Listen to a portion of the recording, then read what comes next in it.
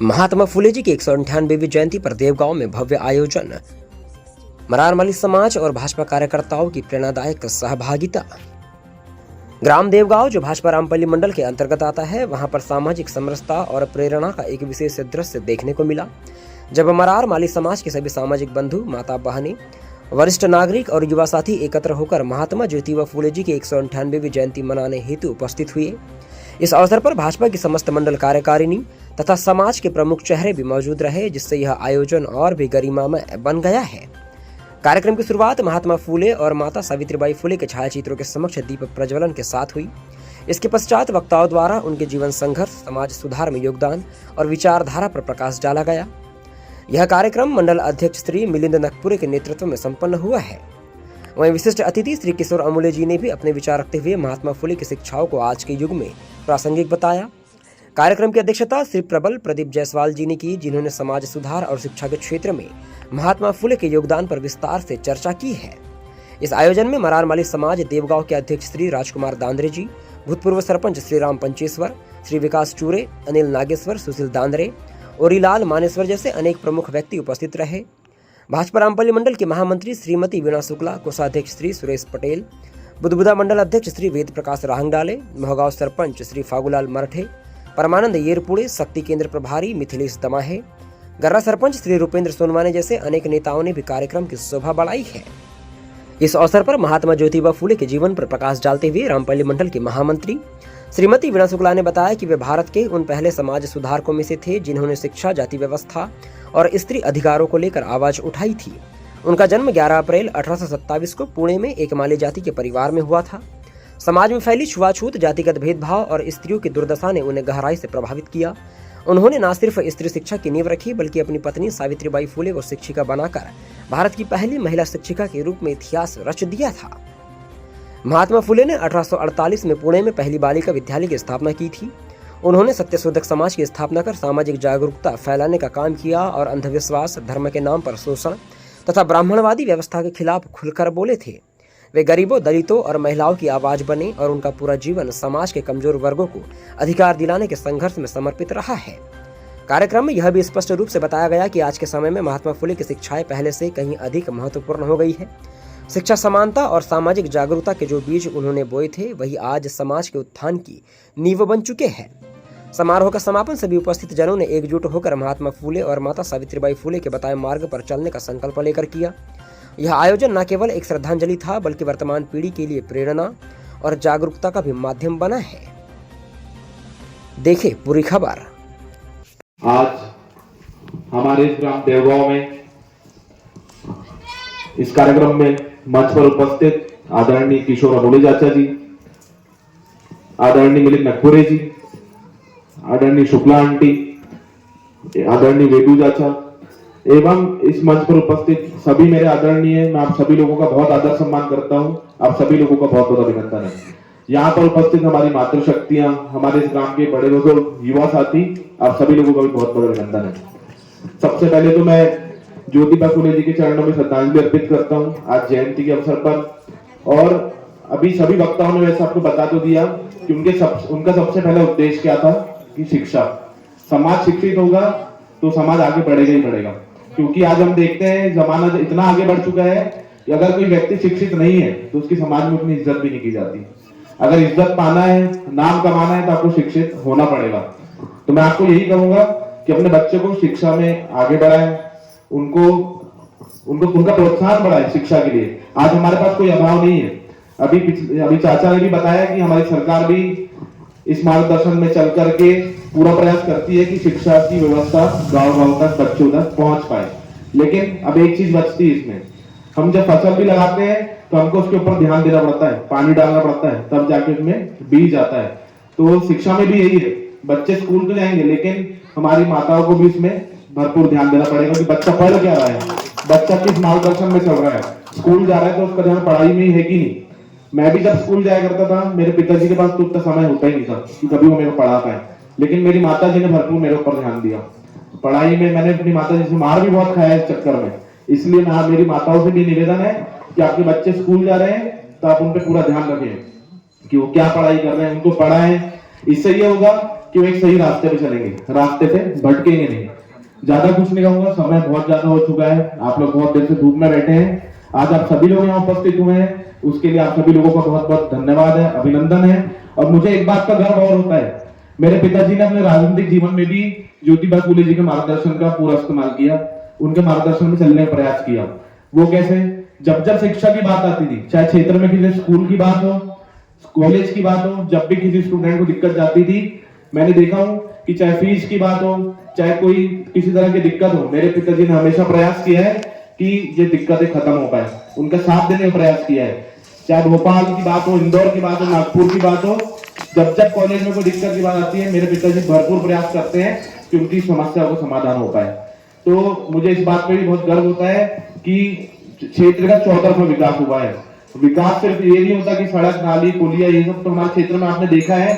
अभी विधायक रहते में आदरणीय गुड्डा भैया ने कितने सारे काम किए हैं, सरकार का हमने पूरा समर्थन लेकर के काम किया, क्योंकि हमारा क्षेत्र भी बहुत पीछे चल रहा था। जब हम निर्दलीय चुनाव जीते, उसके बाद से आप लोगों ने देखा होगा कि जब भगवान का भी ऐसा सहयोग था कि सरकार में हम रहे, क्षेत्र में हमने अनेकों काम किए, क्योंकि मेरे पिताजी का सपना था कि जो क्षेत्र हमारा वारसुनी खरलांजी क्षेत्र जो इतना पीछे चल रहा है, हमारा क्षेत्र भी बड़े शहरों से बराबरी कर पाए, पुल पुलियों की मदद से हो, सड़कों की व्यवस्था हो, पानी की व्यवस्था हो। इसीलिए मैं आप लोगों को यही कहना चाहता हूँ कि शिक्षा भी एक ऐसा माध्यम है जिससे हमारे क्षेत्र का, हमारे वाराणसी का, हमारे देवगांव का विकास हो सकता है। इसलिए आप लोग इसमें सजगता से आगे बढ़े। आप सभी लोगों को बहुत बहुत शुभकामनाएं। और मैं आप लोगों को वादा देना चाहता हूँ कि आने वाले समय में भी हम विधायक रहे या भी ना रहे, देवगांव के लिए जब भी कोई बात आएगी, आदरणीय आपके गुड्डा भी आप लोगों के साथ हमेशा कदम से कदम मिलाकर चलेंगे। देवगांव ने बहुत आशीर्वाद दिया है पिछले चुनाव में भी, और मैं आशा करता हूँ कि आने वाले समय में भी आप अपना भरपूर सहयोग और आशीर्वाद अपने लाडले गुड्डा भी आपको देंगे, जिससे कि हम आने वाले समय में क्षेत्र का विकास निरंतर आगे बढ़ाने का प्रयास करेंगे। आप सभी लोगों का बहुत बहुत धन्यवाद। जय हिंद, जय भारत, जय फूले। बोलो भारत माता की, भारत माता की। ज्योतिबा फुले अमर रहे। बड़े हर्ष की बात है कि आज ग्राम देवगांव में जो महापुरुष, जो हर समय किसी एक समाज के न रह करके बल्कि पूरे समाज को शिक्षा के अलग जलाने वाले ऐसे हमारे समाज सुधारक ज्योतिबा फुले की जयंती की सभी को शुभकामनाएं। जोरदार ताली बजाए सम्मान ज्योतिबा फुले जी की जयंती पर। और असल में हम सब लोग को बताते हैं कि शिक्षा का अलग जलाना चाहिए, सबके साथ चलना चाहिए। वास्तव में ये बात बिल्कुल सही है। फिर मैं चाहूंगा कि ज्योतिबा फुले कौन होते? ज्योतिबा फुले हम होते हैं, जो नारी की भलाई के लिए पूरे समाज से लड़ जाता है और जो मानव विकास की बात को करके सही में ज्योतिबा फुले बन जाता है। हमें उस व्यक्ति का सम्मान करना चाहिए, हम उसकी विचारधारा को आगे बढ़ाना चाहिए। जिस प्रकार से हमारे वक्ताओं ने बोला कि ज्योतिबा फुले कौन थे, हम सबको आत्मचिंतन करना चाहिए शिक्षा क्षेत्र में, क्योंकि शिक्षा आपकी पूंजी है, आपका धन है। हम आज शिक्षित हुए तो निश्चित तौर पे कहीं ना कहीं हमें भारतीय जनता पार्टी का मंडल अध्यक्ष बनाया गया। शिक्षा के कारण ही हम लोग सब आगे बढ़ रहे हैं। चाहे जनप्रतिनिधि बनने की बात हो, चाहे डॉक्टर की बात हो, शिक्षक की बात हो, बनता कौन है? जो पढ़ा लिखा व्यक्ति रहता है वही बनता है। इस कार्यक्रम में उपस्थित हमारे बीच हमारे छोटे भाई सम्मानित प्रबल जायसवाल जी, हमारे मार्गदर्शक जो हर समय हम सबको मार्गदर्शन देते हैं, पूर्व जनपद अध्यक्ष किशोर अमूल्य जी, हमारे बड़े भाई आदरणीय बुद्धुदा मंडल के अध्यक्ष सम्मानीय दीदी पटेल जी, हमारी महामंत्री सम्मानीय दीदी वीना शुक्ला जी, हमारे कोषाध्यक्ष पूर्व सरपंच पूर्व जनपद अध्यक्ष सदस्य सम्मानीय सुरेश पटले जी, हमारे साथ उपस्थित हुए यहाँ के सरपंच राजकुमार कावले जी, हमारे सम्मानीय गंगा के सरपंच रुपेंद्र भैया, देवगांव के सरपंच साहब परमानंद रेपुड़े जी, इस शक्ति केंद्र के प्रभारी भानु भैया, हमारे श्री राम पंचेश्वर जी जो हमें हर समय मार्गदर्शन देते हैं, मारी मलाल समाज के अध्यक्ष जी उपस्थित है और हमारी मातृ शक्ति उपस्थित है। क्योंकि आप, मुझे पता है आप सब लोगों को कार्यक्रम में जाना है, लेकिन मैं आप लोगों को ये बता देना चाहता हूं कि हमारे जो ज्योतिबा फुले थे वे हर समय हमें संघर्ष के कैसे आगे निकलना है, कैसे आगे बढ़ना है, क्योंकि उन्होंने उनकी जो पत्नी थी आदरणीय सावित्रीबाई फुले, उन्हें घर में पढ़ाया।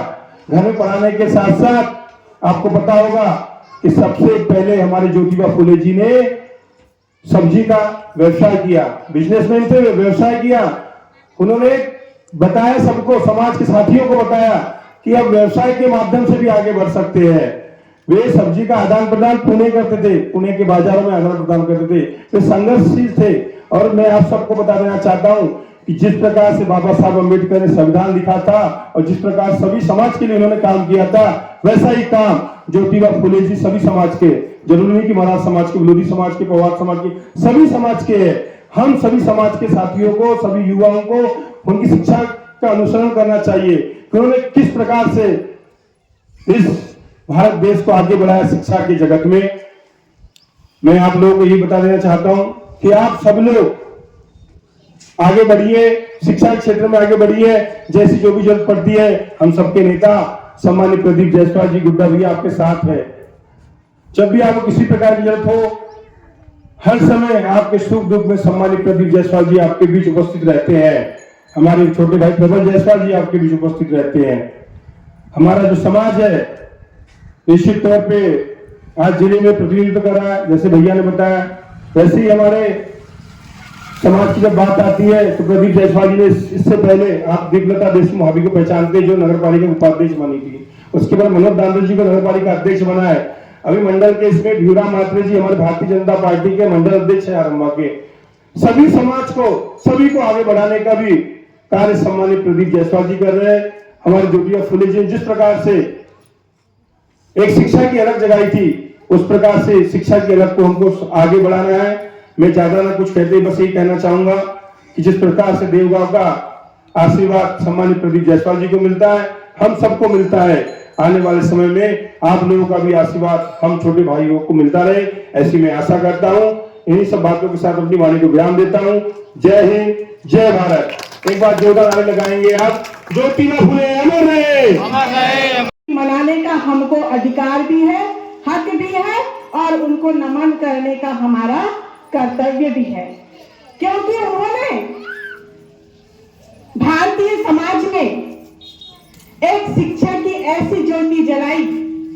माता सावित्रीबाई फुले के साथ, माता सावित्रीबाई फुले जो भारत की प्रथम शिक्षिका हैं, जिन्होंने शिक्षा की अनवरत ज्योति जलाने का प्रयास किया और यह शिक्षा की ज्योति सारे विश्व में, सारे भारत समाज में प्रेरणा का स्रोत बनी। जब महात्मा ज्योतिबा फुले जी समाज में शिक्षा की ज्योति जगा रहे थे, तब हमारा समाज उस समय अंधविश्वासों से घिरा हुआ था। हमारे समाज में शिक्षा नगण्य मात्र थी।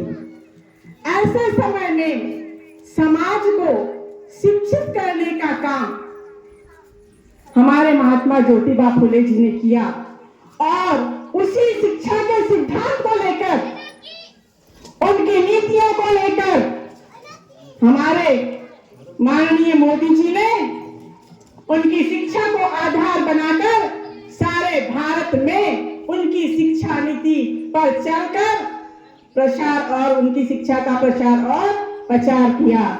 न जाने कितने विश्वविद्यालय, विद्यालय गांव-गांव में खुल गए, जहां आज हमारे बच्चों को शिक्षा से वंचित नहीं होना पड़ता।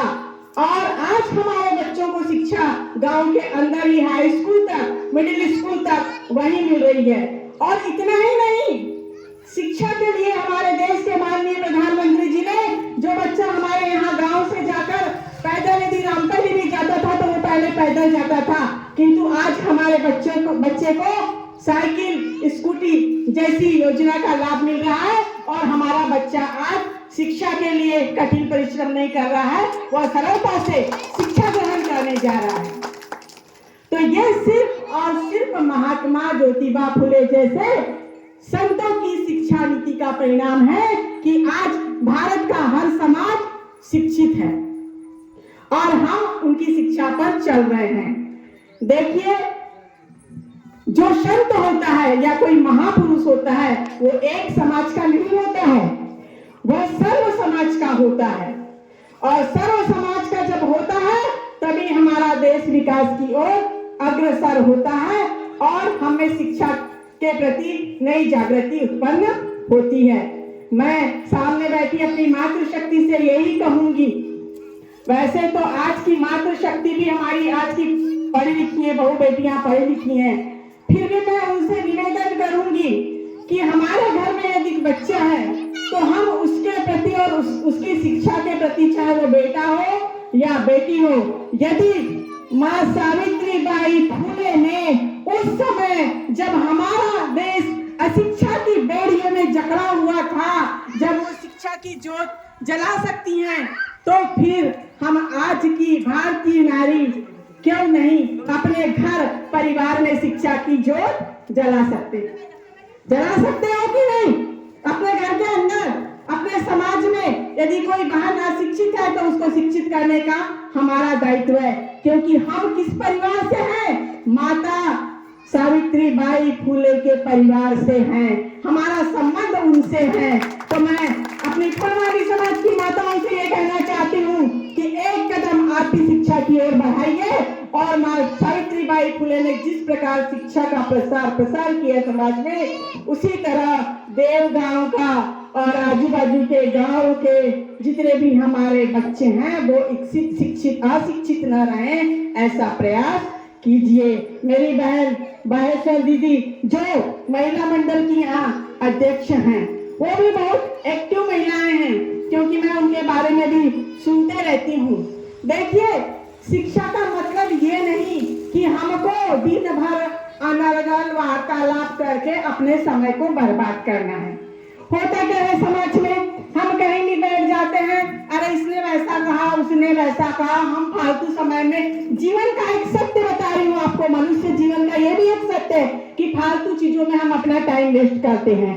पर मैं चाहती हूँ कि यदि मैं सही में महात्मा ज्योतिबा फुले जी की आज हम जयंती मना रहे हैं, तो सच्ची श्रद्धांजलि उनके प्रति हमारी ये होगी कि हम उनकी शिक्षा को घर घर तक पहुँचाएं और हर चौराहे पर, दुकानों पर जब भी हम बैठते हैं तो उनके जीवन जीवनी को हम बताएं, उनके विचारों को बताएं। यही सच्ची श्रद्धांजलि हमारे उनके प्रति होगी। और आप तो जैसा कि आप जानते हैं, हमारे पूर्व कैबिनेट मंत्री और विधायक जी माननीय प्रदीप जायसवाल भैया जी, जिनको आप बड़े प्यार से और हम गुड्डा भैया के ही नाम से जानते हैं, तो उनके कार्यों से तो आप अनभिज्ञ नहीं है। उनके कार्य से आप अनभिज्ञ हैं क्या?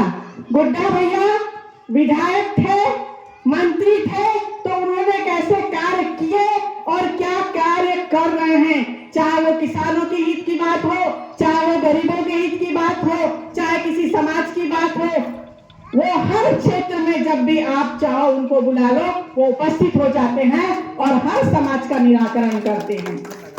मैं दिल से उनका बहुत सम्मान करती हूँ। देखिए, जनप्रतिनिधि तो सभी होते हैं, सभी आते हैं, सभी जाते हैं, किंतु कार्य क्षमता, कार्यशैली सबकी बराबर नहीं होती। किंतु माननीय प्रदीप जायसवाल जी एक ऐसे विधायक और ऐसे एक पूरे मंत्री रहे। में बैठी समस्त माताएं, बहनें और ग्राम देवगांव के समस्त नागरिक बंधु, आज बहुत ही ऐतिहासिक दिन है जिसमें इस देश को एक नई शिक्षा की जागृति और शिक्षा की लौ जगाने का काम किया, उसको हम आज सादर नमन कर रहे हैं। वो हमारे महात्मा ज्योतिबा फुले। 1827 को जब उनका जन्म हुआ, उस समय शिक्षा का स्तर बहुत ही निम्न था और जब वो पढ़ने के लिए गए तो एक मिशनरी स्कूल चलते थे। उस समय गवर्नमेंट स्कूल नहीं हुआ करते, तरह तरह की मिशनरियां उस समय काम करती थी। उस समय एक मिशनरी स्कूल में उन्होंने दाखिला किया। धीरे धीरे वो पढ़ते गए, उनको ऐसा लगा कि मेरा समाज, मेरा देश में रहने वाले हमारे शोषित पीड़ित लोग जो कमजोर वर्ग के हैं, इनको शिक्षा कहीं से कहीं प्राप्त होना चाहिए। शिक्षा का बहुत अभाव था। शिक्षा का अभाव होने के कारण बड़े बड़े लोग हमारे दलित शोषित पिछड़े वर्ग के लोगों को दबाने का काम करते थे। यही बात उनके मन में भर गई। ज्योतिबा फुले जी ने कहा कि मैं क्यों नहीं मैं इस क्षेत्र में काम करूं, समाज के लिए काम करूं, देश के लिए काम करूं, ताकि मेरे देश में रहने वाला हर एक व्यक्ति, हर एक महिला कम से कम शिक्षा के क्षेत्र में आगे बढ़े। उनकी पत्नी थी सावित्री फुले, उनकी पढ़ाई में काफी इच्छा थी, उनने एक स्कूल खोला और पुणे में, और स्कूल खोलने के बाद अपनी पत्नी को पहली महिला शिक्षक नियुक्त किया। तो इसलिए हम आज भी भारत में कहते हैं कि सबसे महिला जो हमारी पहली शिक्षिका है वो सावित्रीबाई फुले। शिक्षा का कोई स्तर नहीं था, सब लोग अपने अपनी मिशनरी को लेकर के शिक्षा का काम करते। उस चीज से दुखी होकर के स्कूलों के नए नए स्कूल खोलना, शिक्षा के क्षेत्र में अनेक प्रकार के काम कर। पहले सामाजिक स्तर पर लोग काम करते थे, आजकल अब जमाना काफी बढ़ गया है, तो लोगों को समाज की आवश्यकता ही नहीं है, सब अपने अपने काम में बिजी रहते हैं। अब तो नया जमाना आ गया है कि हर लोग घर से बाहर निकलो, मोबाइल पकड़ के आगे बढ़ जाओ। शिक्षा में क्या हो रहा है, गांव में क्या हो रहा है, समाज में क्या हो रहा है, लोग अब उस दिशा में काम नहीं करते। ये पहले का एक पैटर्न था कि कौन किस दिशा में काम कर रहा है, कौन से सामाजिक क्षेत्र में काम कर रहा है। बड़े बड़े लोग ऐसे नहीं हुए, बड़े बड़े लोग का आज हम जो नाम लेते हैं, चाहे वो महात्मा गांधी हो, चाहे वो हमारे सरदार पटेल जी हो, चाहे वो हमारे ज्योतिबा फुले जी हो, चाहे हमारे अंबेडकर जी हो, इनने सामाजिक क्षेत्र में अलग अलग काम करके अपनी पहचान बनाई। उनके बाद आपने देखा होगा कि कोई भी व्यक्ति किसी भी समाज के उत्थान के लिए अलग अलग दिशा में चैप्टर में काम करना नहीं चाहते, सबको अपने अपनी पड़ी है। कोई काम ऐसा आता भी है तो सबसे पहले बोलता है कि ये काम मेरे को मिले, लेकिन उस समय का वक्त था, वो अपनी चिंता नहीं करता था, वो अपने समाज की चिंता करता था, अपने मोहल्ले की चिंता करता था। इसलिए शिक्षा के क्षेत्र में जो आगे बढ़ा, जिसके लिए हम आज शिक्षा शिक्षा शिक्षा बोलते हैं, उसकी देन है महात्मा ज्योतिराव फुले। उनकी शिक्षा के जो लव है आज हमारे गांव तक, हमारे मोहल्ले तक, हमारे आंगन में पहुंचने का काम किया है, तो वह ज्योतिराव फुले। आज प्रत्येक घरों में शिक्षा का स्तर काफी अच्छा हुआ। अभी चर्चा चल रही थी कि पढ़ाई कम हो रही है, ऐसा नहीं है। स्कूल में हर बच्चा पढ़ रहा है, चाहे वो छात्रा हो चाहे छात्र, बराबर शिक्षक उसको बराबर पढ़ाई दोनों को समान देता है। लेकिन वही की वही हमको अंतर समझ में आता है कि आज कोई भी घर में ऐसी हमारी महिला बहनें छात्रा नहीं है जो स्कूल कॉलेज नहीं जाती। हर घर में शिक्षा का स्तर काफी बढ़ा हुआ है। वहीं आप दूसरी तरफ आप देख लोगे तो कुछ कमियां हमारे लड़के में आई है, पुरुष वर्ग में आ रही है। ये बिल्कुल कटु सत्य है। लड़के लोग गुटखा खाने में रह गए और हमारी महिला बहनें आज कॉलेज और बड़े बड़े स्तर पर पढ़ाई का स्तर सबसे ज्यादा महिलाओं के बीच में है। ये देन अभी के नहीं, कई पुराने चले आ रही शिक्षा को आज लोगों ने अपनाया है कि मेरे घर में कोई भी बिना शिक्षा का नहीं रहे। सबसे बड़ी बड़ी बात जो हम अपने परिवार को आगे बढ़ाने की बात करते हैं, अपने गांव को आगे बढ़ाने की बात करते हैं, अपने मोहल्ले को आगे बढ़ाने की बात करते हैं, उसके लिए सबसे पहला कदम है शिक्षा। शिक्षा हमारे अंदर होगी तो हमारे में नया नवाचार आएगा, नया ज्ञान आएगा, हमारे से बहुत सी सोचने की शक्ति बढ़ती है। इसी को लेकर के शिक्षा का जो माध्यम आज हर प्रत्येक गांव में, प्रत्येक घरों में पहुंचा है, उसकी देन है ज्योतिराव फुले जी। इस गांव से भी बड़े बड़े लोग यहाँ पर कलेक्टर एसपी तक रहे। ये शिक्षा का माध्यम। शिक्षा यदि अपने पास में है तो निश्चित रूप से उसको आगे बढ़ने का मौका मिलता है, उसका परिवार भी आगे बढ़ता है। और जिस परिवार में शिक्षा का माध्यम कम होता है तो वो हमारा परिवार उतना आगे नहीं बढ़ता। इसी बात को लेकर के आज जन जन तक महात्मा ज्योतिराव फुले की जो बातें हैं उसको पहुंचाने का काम आप सबके विचारों से करने का प्रयास हो कि शिक्षा का माध्यम आगे बढ़े और हम प्रत्येक लोग शिक्षा के क्षेत्र में आगे जाए। आज हमारे ज्योतिराव फुले जी की जयंती है और इसी बात को लेकर के आज आपके ग्राम पंचायत सिंगोड़ी में भी एक नया भवन तैयार होने जा रहा है, जिसका नाम है सामुदायिक भवन। निश्चित रूप से उसका नामकरण भी ज्योतिबा फुले के नाम से वो सामुदायिक भवन का होगा। उसमें हम एक प्रतिमा भी स्थापित करेंगे ज्योतिराव फुले जी की। उसमें जब वो बन जाएगा तो निश्चित रूप से उसका लोकार्पण भी ज्योतिराव फुले जी के नाम से होगा। सामुदायिक भवन का भी नाम महात्मा ज्योतिराव फुले इसमें रखा है। हम बड़े बड़े लोगों को इसलिए कहीं ना कहीं किसी बात पर इसलिए रखते हैं कि जब हम वो भवन बनेगा तो हमारे सामने सबसे पहले पिक्चर आएगी कि महात्मा ज्योतिराव फुले को। ऐसे बहुत से काम जो बड़े बड़े हमारे क्षेत्रों में होते हैं उनका नाम महात्माओं के नाम पे रखते हैं, चाहे वो अम्बेडकर जी के नाम पे हो, चाहे वो हमारे ज्योतिराव फुले जी के नाम पे हो, महात्मा गांधी जी के नाम पे हो, अटल बिहारी जी के नाम पे। ये सारी महात्माओं को ध्यान में रखने के लिए ये चिन्हित किया जाता है कि निश्चित रूप से हमारे जो पुराने महान दार्शनिक हमारे महान लोग हैं उसको हम किसी न किसी रूप में याद करें। आज समय धीरे से बहुत ज्यादा बदलते जा रहा है।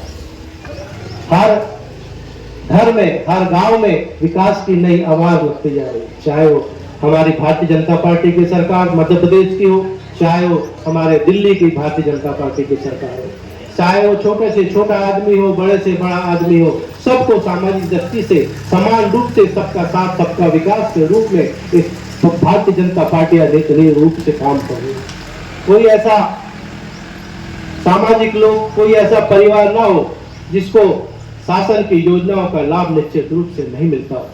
बहुत सारी योजनाएं चल रही है, हम आपसे यही निवेदन कर रहे हैं कि जो भी लोग इस योजनाओं से वंचित है वो नियमित रूप से ग्राम पंचायत में जाए और अपना आवेदन लगाए और विभिन्न जो जन कल्याणकारी योजना है उसको आत्मसात करने का हम लोग प्रयास करें।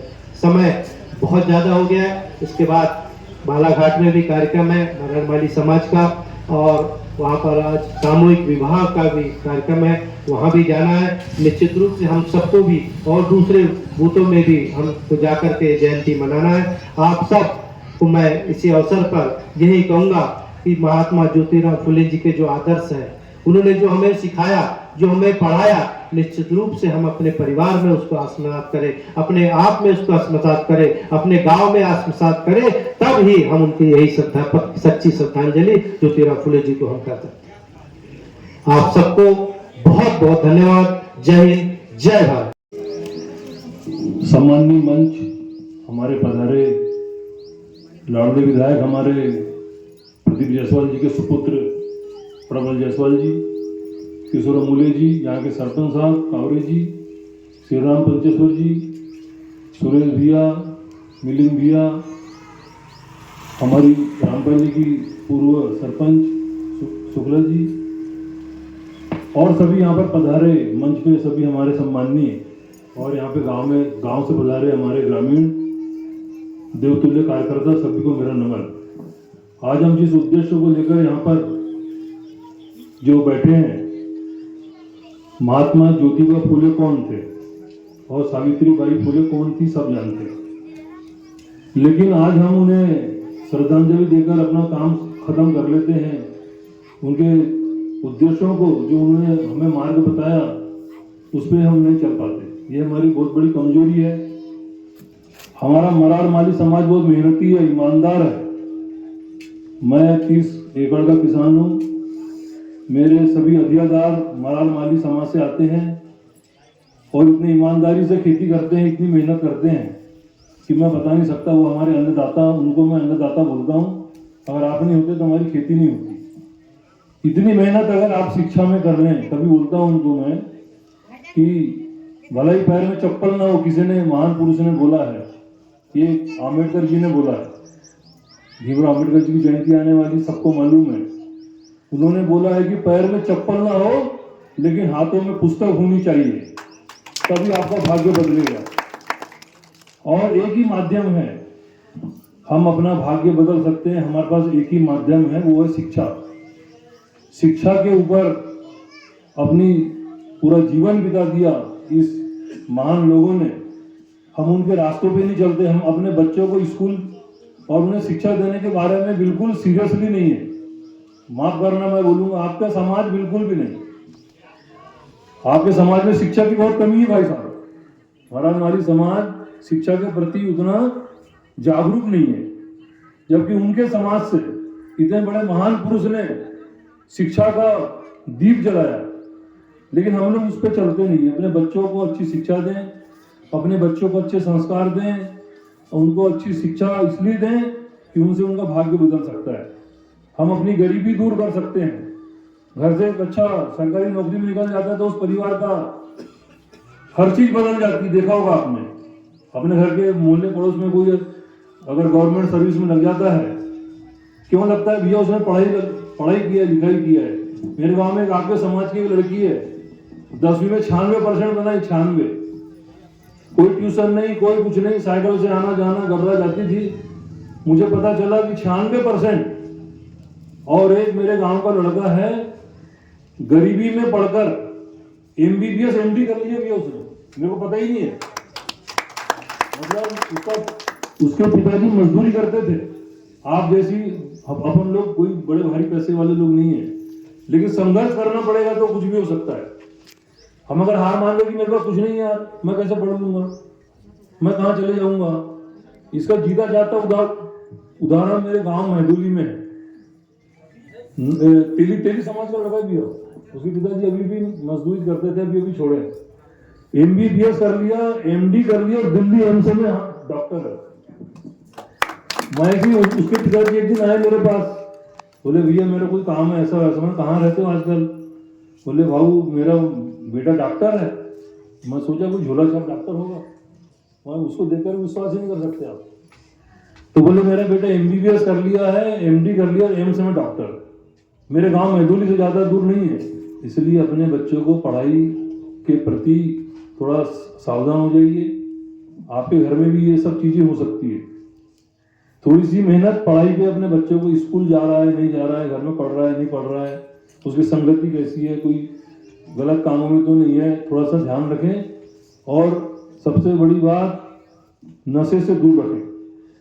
जो इस समाज में, आपके समाज में मैं भी देख रहा हूँ, गांव में नशाखोरी बढ़ते जा रही है युवाओं में, उसे रोकें और शिक्षा के प्रति अपना कायम करें। बहुत बहुत धन्यवाद। जय हिंद, जय भारत।